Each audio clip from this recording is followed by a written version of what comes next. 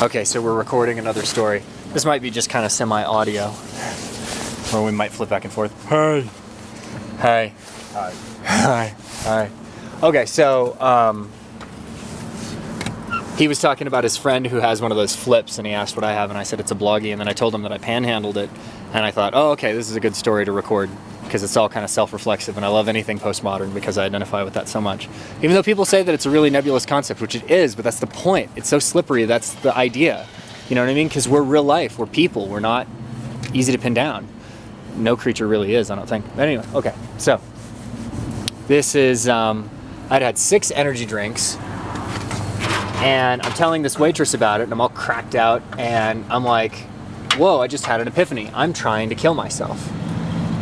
Except I'm trying to kill myself slowly rather than quickly. And then I told her this whole kind of story of why and how it had been Halloween like a year and a half ago, and I had felt like killing myself this one night, and then I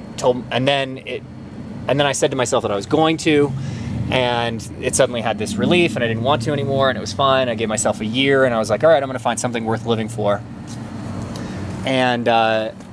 And then the year had come and gone. This was last October, and you know, I kind of didn't do anything, but I was just kind of passively accepting it, like I hadn't really found anything worth living for. It was just, it was just like I was feeling okay. So, and I'm still feeling fine, it's not like I feel like killing myself, but I realized I was like, oh, okay, my unconscious mind just figured out another way to make good on my promise. And what had happened since October was November, I started drinking really heavily.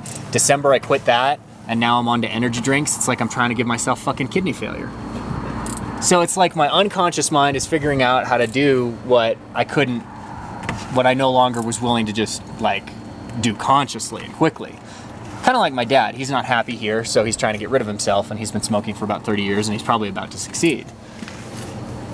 And anyways, this is way off on the side, but telling this waitress about it, and I told her, I was like, all right, well, I realized that I need to do something about this today.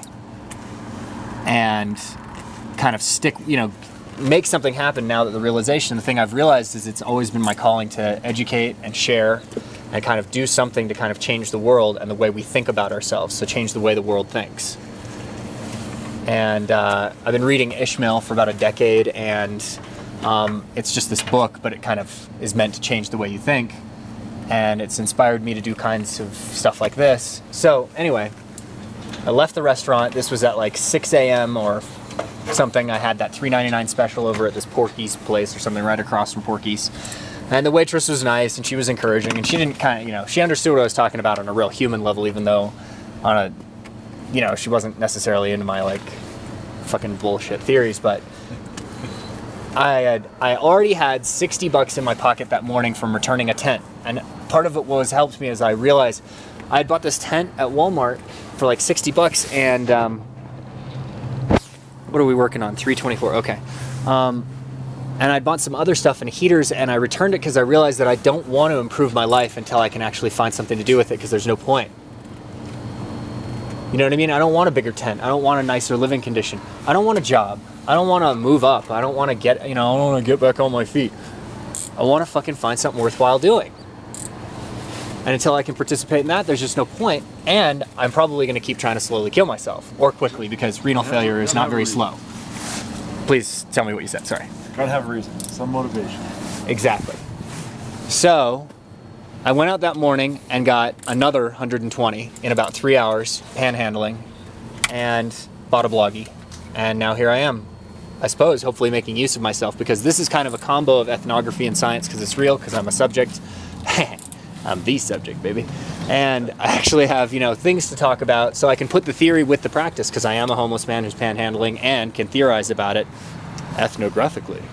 What do you think, sir? I think you may have found your calling. Yes! Keep myself motivated, right? Yep. Like, yeah, keep having a purpose or something.